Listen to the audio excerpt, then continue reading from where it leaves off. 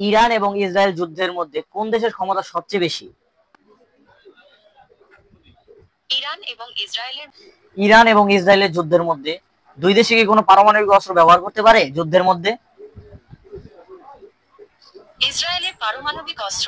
আচ্ছা, তুমি বলো তো, এই ইসরায়েল এবং ইরানি যুদ্ধে সারা পৃথিবীতে কি ধরনের প্রভাব পড়বে? ইসরায়েল ও ইরানের মধ্যে যুদ্ধ বিশ্বব্যাপী মারাত্মক প্রভাব ফেলতে পারে। আচ্ছা, তুমি বলো তো, জেরুজালেম মূলত কার ভূখণ্ড? জেরুজালেম। হ্যালো জিমিনি, তুমি কি শুনতে পাচ্ছ? হ্যাঁ, আমি শুনতে পাচ্ছি। আপনি কেমন আছেন? হ্যাঁ, ভালো আছি। আজকে তোমার কাছ থেকে আমি ইরান এবং ইসরায়েলের যুদ্ধ সম্পর্কে কিছু জানতে চাই। তুমি কি আমাকে সাহায্য করতে পারবে? অবশ্যই। ইরান এবং ইসরায়েলের মধ্যে চলমান সংঘাত মধ্যপ্রাচ্যের রাজনীতিতে একটি গুরুত্বপূর্ণ বিষয়। এই সংঘাতের অনেকগুলো কারণ। আচ্ছা, তুমি একটু ওয়েট করো, আমি আমার দর্শককে স্বাগত জানিয়ে আসি। হ্যাঁ দর্শক, আসসালামু আলাইকুম। কেমন আছেন আপনারা সবাই? আশা করি সবাই ভালো আছেন। ইতিমধ্যে আমরা সবাই অবগতই যে ইরানে 2 দিন আগে ইসরায়েল হামলা করেছে। সে হামলা ইরানের অনেক ক্ষতিগ্রস্ত হয়েছে। এর পাল্টা জবাবে ইরান ইসরায়েলকে অনেক ক্ষেপণাস্ত্র দিয়ে হামলা করেছে। সেক্ষেত্রে পৃথিবীর বহির্বিশ্বের ধার প্রান্তে তৃতীয় বিশ্বযুদ্ধ জিতে লাগার জন্য এক্ষেত্রে দেখা যাচ্ছে পশ্চিমা দেশগুলো কে কার দিকে এগিয়ে যাবে, কে কাকে সাহায্য করবে, সে সম্পর্কে আজকে আমরা এই থেকে জেনে নেব। সো ভিডিওটা না টেনে সবাই ভিডিওটা স্কিপ না করে সবাই ভিডিওটা দেখার জন্য, সম্পূর্ণ ভিডিওটা দেখার জন্য একটু আমন্ত্রণ জানানো হলো। সবাই ভিডিওটা দেখুন এবং এনজয় করুন। ইরান ইসরায়েল কি সরাসরি যুদ্ধে জড়িয়ে পড়বে? এটা বলা মুশকিল। তবে দুই দেশের মধ্যে উত্তেজনা ক্রমশ বাড়ছে এবং অতীতেও তাদের মধ্যে সংঘর্ষের ঘটনা ঘটেছে। তাই ভবিষ্যতে সরাসরি যুদ্ধ হওয়ার সম্ভাবনা একেবারে উড়িয়ে দেওয়া যায় না। আচ্ছা, ইরানের পাশে কোন কোন দেশ যুদ্ধে সহযোগিতা করতে পারে? ইরানের কিছু মিত্রদেশ আছে, যেমন সিরিয়া এবং লেবাননের হিজবুল্লাহ গোষ্ঠী। তবে এটা মনে রাখা জরুরি যে কোনো দেশের যুদ্ধে জড়ানো নির্ভর করে অনেকগুলো ভূ-রাজনৈতিক বিষয়ের ওপর। যুদ্ধ শুরু হলে ইরানের পাশে কোন দেশগুলো থাকবে তা এখনই বলা সম্ভব নয়। আচ্ছা, এখন ইসরায়েলের পক্ষে কে কে সহযোগিতা করতে পারে পশ্চিমা দেশদের মধ্যে? পশ্চিমা দেশগুলোর মধ্যে মার্কিন যুক্তরাষ্ট্র ইসরায়েলের সবচেয়ে ঘনিষ্ঠ মিত্র। জার্মানি এবং যুক্তরাজ্যেরও ইসরায়েলের সাথে বন্ধুত্বপূর্ণ সম্পর্ক রয়েছে। তবে এই দেশগুলো যুদ্ধে সরাসরি অংশ নেবে কিনা তা বলা কঠিন। ইরান এবং ইসরায়েল যুদ্ধের মধ্যে কোন দেশের ক্ষমতা সবচেয়ে বেশি? ইরান এবং ইসরায়েলের মধ্যে সামরিক শক্তির তুলনা করা বেশ জটিল। ইরানের সেনাবাহিনী আকারে বড় হলেও ইসরায়েলের সামরিক বাহিনী অত্যাধুনিক প্রযুক্তি এবং উন্নত প্রশিক্ষণপ্রাপ্ত।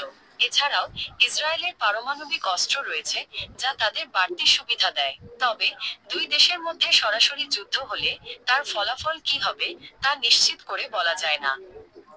যুদ্ধে কোন কোন দেশ বিজয়ী হতে পারে, এর মধ্যে কোন কোন দেশ লাভবান হতে পারে?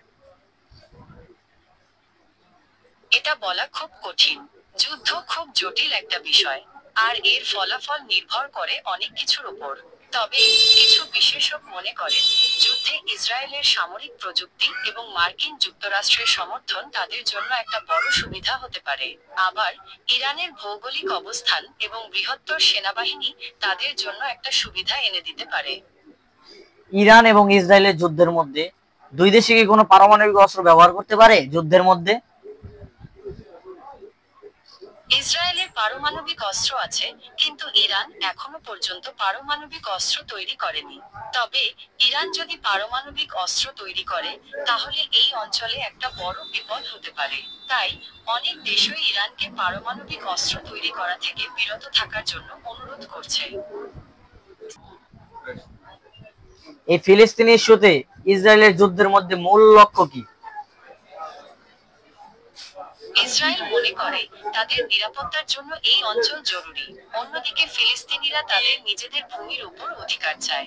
এই সংঘাতের একটা বড় কারণ হলো দুই পক্ষই জেরুজালেম শহরকে নিজেদের রাজধানী হিসেবে দাবি করে। আচ্ছা, তুমি বলো তো, জেরুজালেম মূলত কার ভূখণ্ড? জেরুজালেম শহরটি ইহুদি, খ্রিস্টান এবং মুসলিম এই তিনটি প্রধান ধর্মের মানুষের কাছেই পবিত্র স্থান। তবে এই শহরের মালিকানা নিয়ে ইসরায়েল ও ফিলিস্তিনের মধ্যে দ্বন্দ্ব রয়েছে। ইসরায়েল পুরো জেরুজালেমকে তাদের রাজধানী দাবি করে, অন্যদিকে ফিলিস্তিনিরা পূর্ব জেরুজালেমকে তাদের ভবিষ্যৎ রাষ্ট্রের রাজধানী হিসেবে দেখতে চায়। আন্তর্জাতিকভাবে জেরুজালেমের মালিকানার বিষয়টি এখনো অমীমাংসিত। জাতিসংঘের মতে পূর্ব জেরুজালেম দখলকৃত ফিলিস্তিনি ভূখণ্ড। আচ্ছা, তুমি বলো তো, এই ইসরায়েল এবং ইরানি যুদ্ধে সারা পৃথিবীতে কি ধরনের প্রভাব পড়বে?